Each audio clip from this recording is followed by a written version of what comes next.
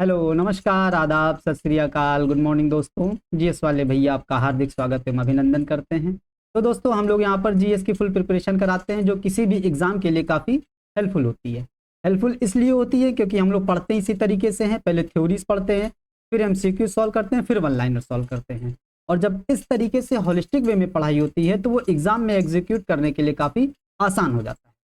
और नॉर्मल जो लोग तैयारी करते हैं वो इन सब चीज़ों को फॉलो बिल्कुल नहीं करते हैं, इसीलिए वो सिलेक्शन से काफ़ी समय तक दूर रहते हैं और चीज़ें उनको याद भी नहीं होती हैं।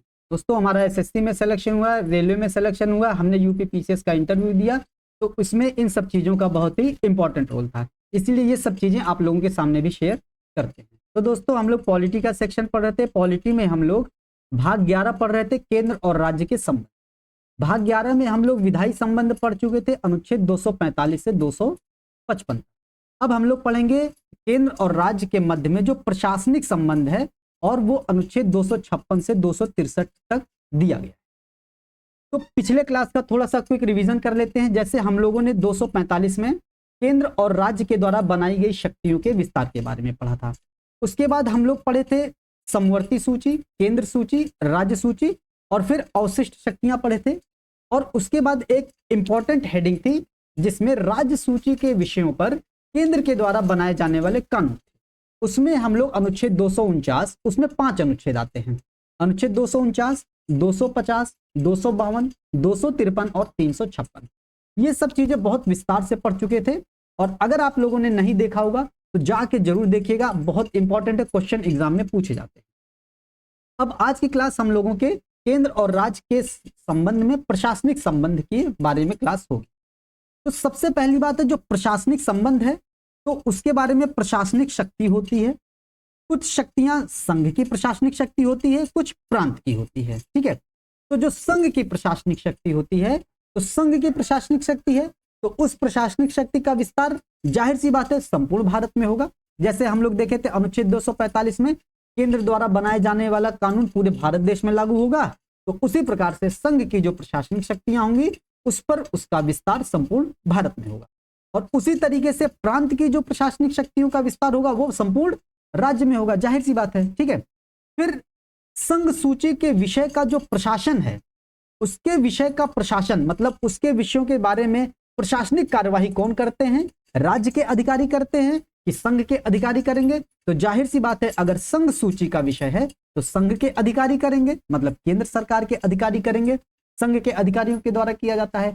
और राज्य सूची के विषय का प्रशासन फिर राज्य के अधिकारियों के द्वारा किया जाएगा। इसमें कुछ याद करने वाली ही बात नहीं है कि नहीं? बस इसको इस तरीके से समझ लेंगे। ठीक, यहां पर यह ध्यान देने वाली बात है, संघ सूची के विषय का प्रशासन संघ के अधिकारी, राज्य सूची के विषय का प्रशासन राज्य के अधिकारी, लेकिन समवर्ती सूची के विषय का जो प्रशासन होगा वो भी राज्य के अधिकारियों के द्वारा किया जाएगा। ये ध्यान देना है, क्योंकि समवर्ती सूची में हम लोग कंफ्यूज हो सकते हैं, क्योंकि समवर्ती सूची के बारे में हम लोग जब पहले पढ़े थे कि समवर्ती सूची के बारे में कानून कौन बनाता है, संघ भी बनाता है, राज्य भी बनाता है। दोनों के संबंध में कोई विवाद अगर उत्पन्न होता है तो केंद्र के द्वारा बनाया जाने वाला कानून मान्य होता है। ठीक है, तो इस तरीके से अगर हम लोग यहाँ पर दिमाग लगा दिए कि समवर्ती सूची के विषय का प्रशासन तो केंद्र का अधिकारी कर सकता है हुआ, लेकिन ऐसा बिल्कुल नहीं है यहां पर। इसीलिए यह ध्यान देने वाली बात है कि समवर्ती सूची के विषय का जो प्रशासन होता है वो भी राज्य के अधिकारियों के द्वारा किया जाता है। इंपॉर्टेंट है, ध्यान देना है, क्वेश्चन यहां से पूछा जाता है, इस लाइन से पूछा जाता है क्वेश्चन। ठीक है, ये चीज ध्यान दीजिएगा। अब इसमें जो महत्वपूर्ण अनुच्छेद हैं 256 से 263 तक, वो एक नजर में देख लेंगे, बहुत आसान है, ज्यादा बोझिल नहीं है। अब देखिए, अनुच्छेद 256 के बारे में कह रहा है कि जो राज्य की कार्यपालिकाई शक्ति का प्रयोग इस प्रकार किया जाएगा कि संसद द्वारा बनाया गया कानून लागू है। मतलब राज्य की कुछ कार्यपालिकाई शक्तियां होती हैं, राज्य की कार्यपालिकाई शक्ति कहां पढ़े थे? अनुच्छेद 162 में पढ़े थे, है कि नहीं? 162 और 163 के अंतर्गत पढ़े थे। और फिर इसमें क्या था कि राज्य की कार्यपालिकाई शक्ति का विस्तार कहां तक होगा? उन विषयों तक होगा जिन विषयों पर राज्य विधानमंडल को शक्ति बनाने का अधिकार होगा। मतलब जिन विषयों तक राज्य विधानमंडल को कानून बनाने का अधिकार होगा वो आ जाएंगे राज्य की कार्यपालिकाई शक्ति तक। ठीक है, ये चीज हो गई। तो इस तरीके से जैसे अब अनुच्छेद 162 आया, जैसे जैसे राज्य की कार्यपालिकाई शक्ति आई वैसे ही हमको पीछे पेज पलट करके ये देख लेना है कि कहां कहां पर कार्यपालिकाई शक्तियां निहित हैं। ठीक है, ऐसे ही रिवीजन होता है दोस्तों। ठीक है, ये हो गया। अब हम लोग देखते हैं यही चीज, राज्य की कार्यपालिकाई शक्ति का विस्तार है। तो राज्य अपनी कार्यपालिकाई शक्ति का प्रयोग इस प्रकार करेगा कि संसद के द्वारा जो बनाया गया कानून हो वो लागू रहे। ऐसा नहीं है कि राज्य अपनी कार्यपालिकाई शक्ति के प्रयोग में पूर्णतः एकदम स्वच्छंद है, स्वतंत्र है, ऐसा नहीं है। वहीं तक स्वतंत्र है जहां तक संसद के द्वारा बनाया गया कानून लागू होता है। ठीक है, जहां पर संसद के द्वारा बनाया गया कानून लागू होगा वहां पर राज्य की कार्यपालिकाई शक्तियां सीमित हो जाती हैं। ठीक है, मतलब राज्य अपनी कार्यपालिकाई शक्तियों का प्रयोग इस प्रकार करेगा कि संसद के द्वारा बनाया गया कानून में कोई व्यवधान ना पड़े, मतलब संसद के द्वारा बनाया गया कानून लागू रहे। ठीक, अब यही चीज अनुच्छेद 256 में दूसरे प्रकार से कही गई है कि राज्य की कार्यपालिकाई शक्ति का प्रयोग इस प्रकार किया जाएगा कि संघ की कार्यपालिकाई शक्ति प्रभावित ना हो दोस्तों। ठीक है, मतलब ऊपर में है संसद के द्वारा बनाया गया कानून ना प्रभावित हो और नीचे है संघ की कार्यपालिकाई शक्ति के प्रयोग में कोई बाधा ना आए। ठीक है, ये चीज ध्यान देनी है। ठीक है, दोनों में, इसमें संसद द्वारा बनाया गया कानून है और दूसरे में है संघ की कार्यपालिकाई शक्ति के प्रयोग में कोई बाधा ना उत्पन्न हो। ठीक है, और इस संबंध में भारत सरकार राज्य सरकारों को निर्देश भी देती है। जैसे हम लोग निर्देश देख सकते हैं, रेलवे की सुरक्षा का इंतजाम। ठीक है, अब रेलवे तो वैसे संघ सूची का विषय हम लोग पहले भी पढ़ चुके हैं, रेल मार्ग हो गया, जल मार्ग हो गया, वायु मार्ग हो गया, ये सब क्या है, ये संघ सूची के विषय हैं। तो इन संघ सूची के विषय पर, लेकिन रेलवे कहां पर बिछाई जाएगी, रेलवे किसी ना किसी राज्य में बिछाई जाएगी और उस रेलवे की सुरक्षा का दायित्व किसका है, दायित्व के बारे में जो निर्देश देती है वो केंद्र सरकार राज्य सरकार को देती है। ठीक है, इस संबंध में भारत सरकार राज्य सरकारों को निर्देश दे सकती है, जैसे रेलवे की सुरक्षा के संबंध में। ठीक, ये हो गया। अब इसमें दूसरा पॉइंट है, राष्ट्रीय व सैनिक महत्व के जो पुल हैं और जो संरचनाएं हैं उनकी सुरक्षा का निर्देश केंद्र सरकार राज्यों को देती है, क्योंकि जो राष्ट्रीय व सैनिक महत्व के जो स्थान है, पुल हैं, संरचनाएं हैं, वो किसी ना किसी राज्य में होंगी। तो केंद्र सरकार राज्य सरकार को निर्देश देती है कि इनकी सुरक्षा व्यवस्था का इंतजाम करें। और तीसरा इसमें उदाहरण है हिंदी भाषा की उन्नति के संबंध में जो निर्देश दिया जाता है। ठीक है, ये चीज ध्यान में रखनी है। अब यहां पर हम ये देखते हैं, ये अनुच्छेद जो होता है, ये अनुच्छेद दोस्तों राष्ट्रपति शासन लगाने के लिए भी इंपॉर्टेंट हो जाता है। कैसे, अब राज्य सरकार को निर्देश केंद्र सरकार देती है, लेकिन परंतु यदि राज्य सरकार इन निर्देशों का पालन करने में विफल रहती है या निर्देशों को मानने से मना कर देती है तो क्या होता है, तो अनुच्छेद 365 के अनुसार प्रांत में संवैधानिक तंत्र की विफलता माना। मतलब यह है कि राज्यों को अगर केंद्र सरकार के द्वारा दिया गया कोई निर्देश है, राज्य उसको मानती नहीं है, राज्य उसको मानने में विफल हो जाती है, तो यह अनुच्छेद 365 के अनुसार संवैधानिक तंत्र की विफलता माना जाएगा। ठीक है, ये चीज ध्यान दीजिएगा। और जब संवैधानिक तंत्र की विफलता माना जाता है तो अनुच्छेद 356 तुरंत प्रभावी हो जाता है और अनुच्छेद 356 के अनुसार राष्ट्रपति शासन लागू कर दिया जाता है। ठीक है,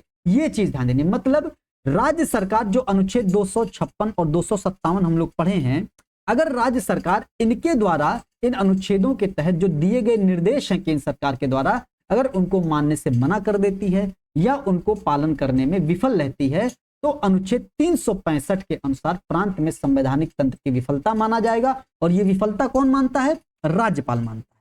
कि राज्यपाल को ऐसा लगना चाहिए कि राज्य में संवैधानिक तंत्र की विफलता है, राज्य केंद्र सरकार के द्वारा दिए गए निर्देशों का पालन नहीं कर रहा है या पालन करने से मना कर दे रहा है, ये अगर राज्यपाल को संस्तुति हो जाती है तो राज्यपाल अनुच्छेद 356 के अनुसार राष्ट्रपति से राष्ट्रपति शासन लागू कराने की सिफारिश कर सकता है। ये चीज ध्यान देनी है। अब देखिए यहां पर कितने अनुच्छेद रिलेट हो गए एक दूसरे से, अनुच्छेद 256, अनुच्छेद 257, अनुच्छेद 365 और अनुच्छेद 356 दोस्तों। ठीक है, ये सब चीजें ध्यान में रखनी है और ऐसे ही रिलेट करके पढ़ाई होती है दोस्तों। ठीक है, ये चीज ध्यान देनी है। अनुच्छेद 256 में क्या था, प्रशासनिक संबंध के बारे में, अनुच्छेद 257 में क्या था, और उसी में राज्यों को निर्देश दिया गया था। अब अनुच्छेद 365 आ गया और अनुच्छेद 356, ये दो चीजें हैं। ये 365 है दोस्तों, ये मत सोचिएगा गलती से 356 को 365 लिख दिए हैं। अनुच्छेद 365 अलग है, 356 अलग है। ठीक है, ये चीज ध्यान दीजिएगा।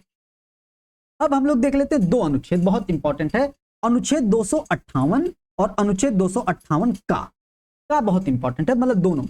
अब दोनों में क्या है, संघ की कार्यपालिकाई शक्ति है और यहां पर राज्य की कार्यपालिकाई शक्ति है। मतलब संघ की कार्यपालिकाई शक्ति होती है और राज्य की कार्यपालिकाई शक्ति होती है।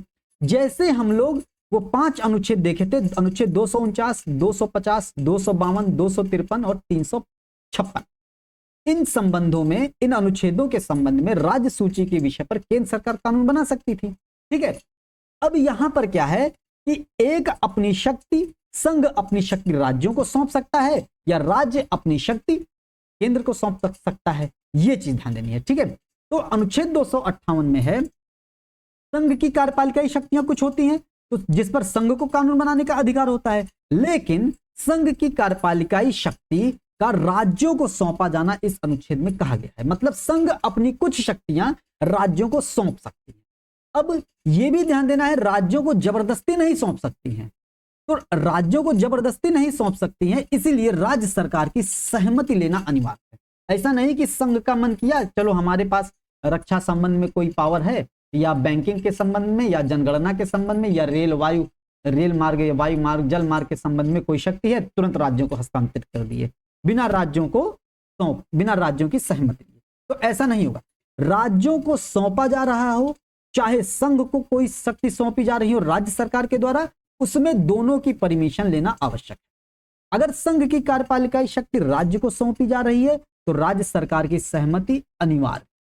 ठीक है, और अगर राज्य की कार्यपालिकाई शक्ति संघ को सौंपी जा रही है तो भारत सरकार की सहमति लेना अनिवार्य है। ठीक है, मतलब जिसको सौंपी जा रही है उसकी सहमति लेना अनिवार्य है, यह चीज ध्यान दीजिएगा। ठीक है, अब देखिए, संघ की कार्यपालिकाई शक्ति राज्य को सौंपी जा रही है, ऐसा भी नहीं है कोई भी शक्ति सौंप देगी, वही शक्ति सौंपेगी जिन पर संघ की कार्यपालिकाई शक्ति का विस्तार है। मतलब जिन पर ऐसे विषय जिन पर संघ को शक्ति बनाने का अधिकार है, जिन विषयों पर संघ की कार्यपालिकाई शक्ति का विस्तार है, वही तो राज्यों को सौंपेगी। ऐसा थोड़ी ना कि जो राज्य के पास है उसको क्या सौंपेगी, है कि नहीं, जो संघ के पास शक्तियां होंगी उसी को सौंपेगी। लेकिन किसके अनुशंसा पर, किसके परामर्श पर, किसकी सहमति पर, राज्य सरकार की सहमति पर। लेकिन देता कौन है, राज्यों को वो शक्ति प्रदान कौन करता है, राष्ट्रपति प्रदान करता है। ये चीज इंपॉर्टेंट है, ध्यान दीजिएगा और अभी तुरंत याद हो जाएगा। कैसे, देखिए, संघ की कार्यपालिकाई शक्ति है। अच्छा, हम लोग पढ़े हैं कि संघ की कार्यपालिकाई शक्ति, मतलब संघ की कार्यपालिकाई शक्ति का प्रधान और वास्तविक प्रधान, नाममात्र प्रधान पढ़े हैं। तो वास्तविक प्रधान तो प्रधानमंत्री होता है, लेकिन संघ की कार्यपालिकाई शक्ति का संवैधानिक प्रमुख कौन होता है, संवैधानिक प्रमुख तो राष्ट्रपति होता है ना। तो इसीलिए संवैधानिक प्रमुख राष्ट्रपति जब होता है, इसीलिए राष्ट्रपति ही राज्य को वो शक्ति प्रदान करेगा दोस्तों। ठीक है, ये चीज ध्यान दीजिएगा। अब आप लोग कमेंट सेक्शन में बताइएगा कि संघ की कार्यपालिकाई शक्तियां राष्ट्रपति में निहित होती हैं, ये किस अनुच्छेद में कहा गया है। हम लोग बहुत अच्छे से पढ़ चुके हैं। ठीक है, ये चीज जरूर बताइएगा। अब देखिए, ये चीज हो गई अनुच्छेद 258, क्या है कि संघ की कार्यपालिकाई शक्ति राज्यों को सौंपा जाना। कौन सौंपेगा, राष्ट्रपति सौंपेगा। किसकी सहमति पर सौंपेगा, राज्य सरकार की सहमति पर सौंपेगा। और कौन से विषय संघ सौंप सकता है, जिन विषयों पर संघ को कानून बनाने की शक्ति होगी। कितना आसान है, कोई दिमाग नहीं लगाना पड़ा है कि नहीं। ये चीज हो गई 258 में। अब 258 का में इसी का उल्टा है। 258 का में राज्य अपनी कार्यपालिकाई शक्ति किसको सौंपेगी, संघ सरकार को सौंपेगी। और राज्य कौन सी शक्तियां संघ को सौंपेगी, जिन विषयों पर राज्य को कानून बनाने का अधिकार होगा। मतलब राज्य की कार्यपालिकाई शक्ति का विस्तार जिन विषयों पर होगा वो चीज, ये चीज सौंपेगी। अब आप लोग कमेंट सेक्शन में बताइएगा किस अनुच्छेद में राज्य की कार्यपालिकाई शक्तियों के बारे में वर्णन किया गया है। अभी ऊपर ही डिस्कशन में हम लोग देख चुके हैं और पहले की क्लासेस में देखे हैं। तो कमेंट सेक्शन में जरूर बताइएगा। अब ये हो गया। अब कौन सौंपेगा, राज्य की कार्यपालिकाई शक्तियां हैं, भारत सरकार को सौंपी जा रही हैं। तो किसकी सहमति पर सौंपी जाएंगी, एक तो भारत सरकार की सहमति पर सौंपी जाएंगी, क्योंकि बिना उसकी सहमति पर आप हमको कोई चीज दें और हमारी सहमति ना लें तो ऐसा थोड़ी ना हो सकता है कि नहीं। या हम आपको कोई चीज दें, आप सहमति ना हो तो ऐसे कैसे हो सकता है। ठीक है, आपकी सहमति और हमारी सहमति आवश्यक है। ठीक है, जो ले रहा है उसकी सहमति आवश्यक है। ठीक, ये चीज देखिए। अब राज्य की कार्यपालिकाई शक्ति है, राज्य की कार्यपालिकाई शक्ति का संवैधानिक प्रमुख कौन होता है, राज्यपाल होता है। तो राज्यपाल ही संघ को कार्य सौंपना, मतलब राज्यपाल द्वारा संघ को कार्य सौंपना किसकी सहमति पर? भारत सरकार की सहमति पर। ठीक है, ये चीज इंपॉर्टेंट है, ध्यान दीजिएगा। ठीक है, तो आज के सेशन में बस इतना ही रहेगा। क्या क्या आज के सेशन में हम लोग पढ़ चुके हैं? प्रशासनिक संबंध के बारे में अनुच्छेद 256 से 263 तक है। इसमें हम लोग संघ की कार्यपालिका शक्ति का विस्तार, राज्य की कार्यपालिका शक्ति का विस्तार, उसके अधिकारियों के बारे में पढ़ चुके हैं। अनुच्छेद 256, 257 पढ़ चुके हैं। अगर संघ के द्वारा कोई निर्देश राज्यों को दिया जा रहा है और अगर राज्य विफल हो जाते हैं तो अनुच्छेद 365 के अनुसार संवैधानिक तंत्र की विफलता माना जाता है और अनुच्छेद 356 के अनुसार राष्ट्रपति शासन लगाया जा सकता है। ठीक है, और 258 में संघ की कार्यपालिका शक्तियां राज्यों को सौंपा जाना और अनुच्छेद 258 का के अंतर्गत राज्य की कार्यपालिका शक्तियां संघ को सौंपे जाने के बारे में हम लोग बहुत अच्छे से पढ़ चुके हैं। इसको एक बार जाके जरूर पढ़िएगा, रिवीजन करिएगा। कुछ नई चीज मिले तो अपने नोटबुक में जरूर नोट करिएगा। अगली क्लास होगी अंतरराज्यीय नदी जल विवाद के बारे में, फिर अंतरराज्यीय परिषद के बारे में पढ़ेंगे, फिर हम लोग भाग 12 की तरफ आगे बढ़ेंगे दोस्तों। ठीक है, तो इसी तरीके से हम लोग पढ़ेंगे। तो दोस्तों उम्मीद करते हैं सेशन आपको पसंद आया होगा। सेशन को लाइक कीजिएगा, शेयर कीजिएगा, सब्सक्राइब कीजिएगा। मिलते हैं अगले सेशन में। जय हिंद, जय भारत।